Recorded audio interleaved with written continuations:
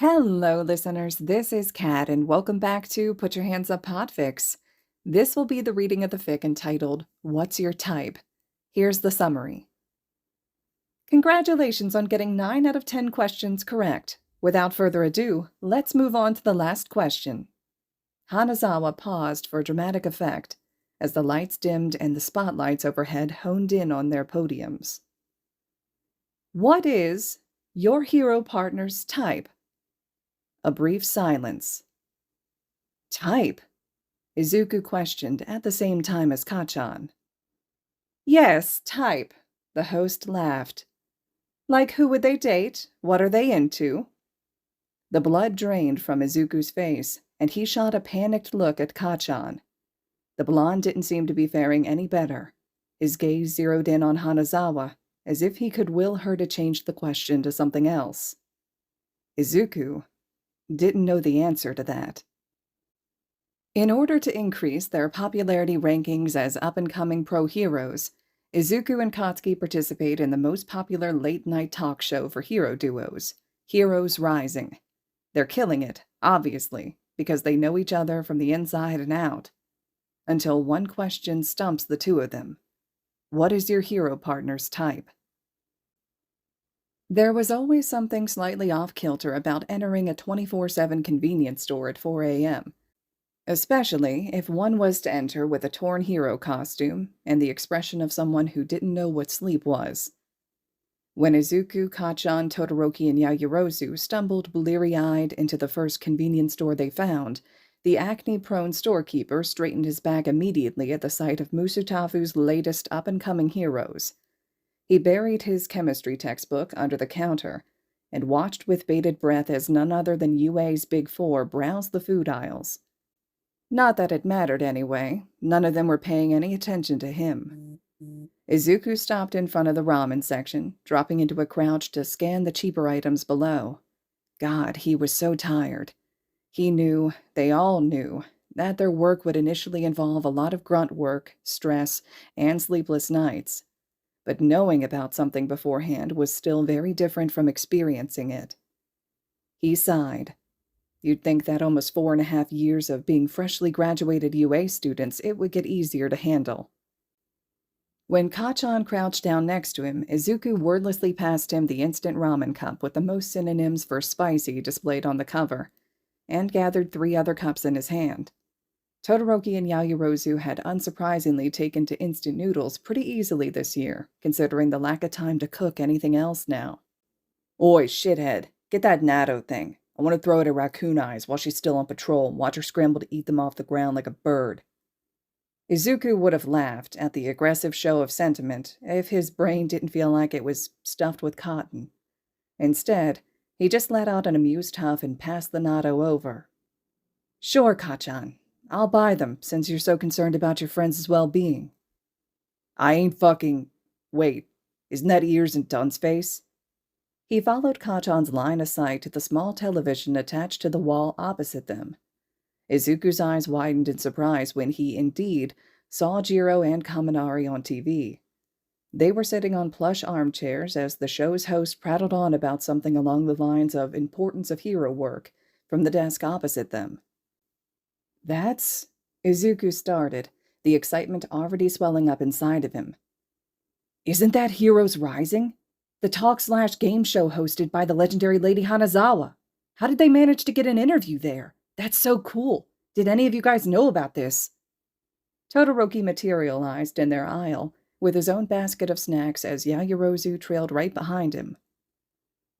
Kyoka mentioned that she was going on air with Kaminari some time ago, she said, eyes falling back to Izuku, when the commercial started. It has something to do with Kaminari wanting to increase his popularity rankings. Apparently he's dragging her along because Kirishima couldn't make it and he didn't want to be lonely. Kacchan scoffed. Right, like showing your face on TV is suddenly going to boost you up in the hero ranks. It does help, though, Todoroki interjected, shrugging. You can't exactly rise to the top of the ladder if you're not viewed favorably by the citizens you've sworn to protect. Spare me the lecture, Icy Hot. Kacchan stood up, grabbing the ramen and cradling the natto in the crook of his elbow. Not my fault you extras need to jump at whatever shitty opportunity you can just to get to my level. Stop calling us extras. The three of them sighed. Todoroki placed the items from Yaoyorozu's hands into his basket. Besides, Bakugo, last time I checked, you were barely scraping the top 50. Izuku snorted into his hands. He looked up at Kacchan, expecting to see some sort of explosion or outburst, but was greeted instead with a hard scowl. Fuck you, he said, without any real bite. Can't really fucking do much when you've only been up against D-list villains. Whatever, Todoroki replied easily, moving past them to get to the counter.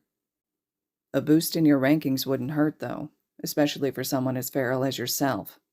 Huh? What?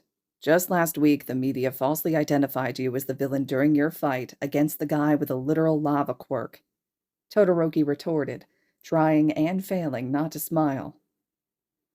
That's probably because he kept yelling, "Die, scum," Izuku added helpfully. Oh, and, Yaoyorozu contributed, remember when last month that young girl needed help finding her dog and cried when you said you'd help her because she thought you were scary? It's a shame someone had to upload that to the internet. She laughed, one hand pressing against her chest at the memory.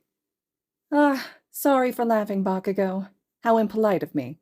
It was just so funny. Don't preach about politeness and turn around and keep laughing, damn hypocrite. Then Kacchan looked down at Izuku, who had since resorted to just sitting on the floor. And don't you dare fucking laugh, Deku. He was already in the beginnings of a laugh, though, and couldn't bring himself to stop. Ah, don't be like that, Kacchan, he said, standing up even though his body very much wanted him to lie face down on the ground. It was kind of funny. Nobody could ever say stuff like that about you in middle school. He stared at Izuku for a second, but didn't respond. His eyebrows were knitted together, and he looked like he wanted to say something, but he just muttered a "Ch," and moved towards the counter, where Todoroki and Yaoyorozu were already leaving after buying their snacks. After Kacchan and Izuku paid for their things together, read Izuku paying for their things because Kacchan paid last time and he needed to make things even, Kacchan took one quick look at the change in his palm and scowled. Wrong change, dumbass, he snapped. The cashier tried to stutter out an apology, but wasn't given the chance to. Didn't they fucking teach you how to... Kacchan! Izuku placed a placating hand on his shoulder. His eyes set into disapproval so stern and intense that Kacchan made no move to argue. The gesture did seem to leave him silently fuming, though. When Izuku turned to look at the cashier, the look was instantly replaced with a bubbly smile. Keep the change. It's hardly anything anyway. Thank you for your service.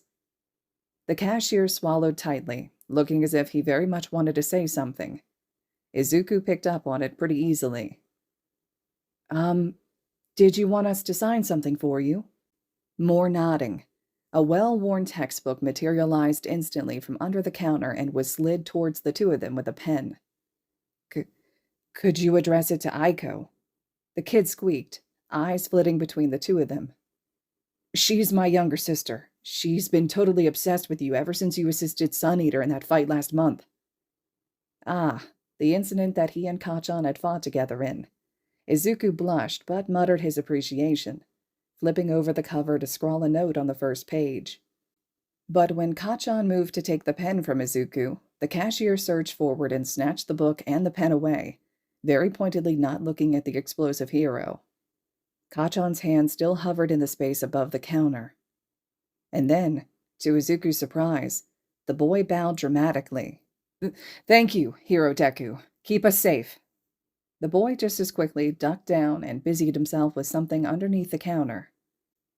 Izuku honestly expected Kacchan to explode at the kid, but when he looked back at him, Kacchan's eyebrows were furrowed more out of confusion than anything else.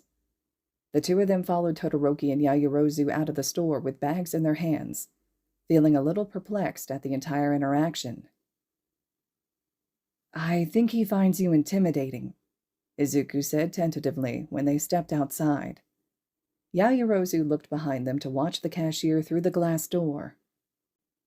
Well, Ground Zero in costume isn't the most comforting sight, she said with a one-shoulder shrug. Not to mention he's always so crass. He definitely needs to go on that show, Todoroki agreed. He pulled his phone out to check the time and sighed. 2 more hours until our shift ends. I suppose we have to return to our positions now. There was a half-hearted grumble of complaining. They did love being heroes after all. Before they said their goodbyes and made their way back to their positions, Izuku walked with Kacchan since they were somewhat stationed close to each other. He glanced at the blonde now, noting his unusual silence. He hadn't even shouted back a retort when Todoroki and Yaoyorozu were teasing him. You good? He asked, leaning a bit forward to catch his eye. Kacchan glanced at him and frowned. Why the fuck wouldn't I be? Something's bothering you, he said simply, not wanting to press but still wanting to get him to spill. There was the slightest, most insignificant hesitation in Kacchan's eyes that would have gone unnoticed to anyone who wasn't Izuku. Nothing is fucking bothering me, he grumbled, and then his bottom lip jutted out stubbornly, as if his lie already hadn't been obvious enough. Something's definitely bothering you, he sighed. When Kacchan didn't say anything immediately, Izuku smiled at him. Hey, I thought you didn't care about what civilians thought of you. I don't, he snapped. He stopped walking, keeping his hands in his pocket as he scowled at Izuku.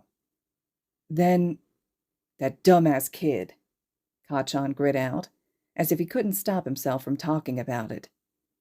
Didn't even fucking say anything to me, and he looked... He stopped himself, hesitant to continue. I mean, it looked like me when I was once scared of you, Izuku completed in his head, chest squeezing. Stop thinking about the past. Shut up, Deku. I seriously don't give a fuck about what others think about me. He paused, eyes flicking up to the dark sky and back down to Izuku. But it fucking pisses me off when people treat me like some kind of villain. Izuku's heart broke a little at the words. Kacchan was far from an angel, and he could be downright callous sometimes. But there was pure heroism within him that burned so much brighter than everything else. And Izuku had admired this in him for as long as he could remember. And he knew it like it was simply another fact of the world, that there was seriously no chance in hell Kacchan could ever become a villain. That was one criticism Kacchan had never deserved. Seriously, shut up, Kacchan interrupted with an eye roll, sensing Izuku's thoughts without him having to voice anything out loud. I know, okay? I know. Now can we stop talking about it? It's fucking nothing anyway. It's not nothing, Izuku grumbled, folding his arms against his chest as a frown etched itself onto his face. You don't deserve to be seen like that. Not after everything you've been through. Fuck, I said I know that already. I could practically hear the speech in your head just now. Izuku managed to crack a small smile at this. You know, there's a game they sometimes play on Heroes Rising called Do You Really Know Me? Kacchan raised an eyebrow, unimpressed. And I think we would be so good at it. He smiled even wider as he began to imagine the two of them sitting side by side on those armchairs and on those electronic podiums for the game. We haven't had the best track record in the past, but we really worked hard to get where we are now, didn't we? If this is your way of dragging me onto that shitty show to boost either one of our rankings, then count me out. I hate the media, and I got nothing to show them, damn vultures. Izuku pouted. I don't think you, of all people, need to feature on live television to become a great hero. You're amazing enough to do without that, and you're strong enough to never need anyone's approval at all. Besides, you're perfect as you are right now, and I wouldn't want anything about you to change. He paused, trying to gather his words. If he had looked at Kacchan now, he would have seen the stunned expression at his words. But Izuku had looked down at his hands instead. It would be really cool to see us do things like that on TV. You know, as hero partners. He really did want to go on that show, if only because he had loved it so much growing up and fantasized about one day being on it as a pro hero. And it's not like it would be bad for Kacchan either. If the people could see him as just some regular guy with a bit of a rough personality and not some hero with an evil streak, it could do wonders for his ratings. He looked at Kacchan as a light bulb flashed excitedly above his head. I heard the record for that game is 6 questions correct out of 10. A beat passed as Kacchan gave him a complicated look. So? Well, I think we can get 10 questions correct out of 10. Another, longer pause. Wouldn't it be really fun, Kacchan? The taller hero just stared back at him, eyes squinting from the obvious bait set up for him, but somehow still unwilling to outright refuse. His eyes roamed Izuku's face, painted purple and pink under the neon lights they were stopped under. His freckles stood out here, his cheeks a little pinker, his smile soft and inviting. He had meant to say no, actually. He had meant to scoff and shove Deku's head to the side with an in your dreams nerd. But he couldn't tear his eyes away from Deku's stupid smile, and his wide imploring eyes and that stupid tear in his outfit's shoulder, revealing just the slightest sliver of pale pink skin. So he said, "We could definitely fucking ace that game." All right, listeners, this concludes the first part to What's Your Type? Now, technically, this fic is a one-shot, but there's over 20,000 words in it, so I'm breaking it up a little bit into the sections that the author naturally put in for this one as well. So please let me know your reactions to everything so far. I adore this fic, and I've had it on my list to Podfic for a while, and I'm finally getting a chance to really kind of start this one. So I'm really curious to see what you all think about it. Drop your thoughts, comments, reactions below. Let me know your predictions if you have not read it as well, right? What you think is going to happen with this one. And also, if you have an opportunity, sliding over to AO3, leaving those comments and kudos to the original author, I'm sure is much appreciated. As always, thank you all so much for listening.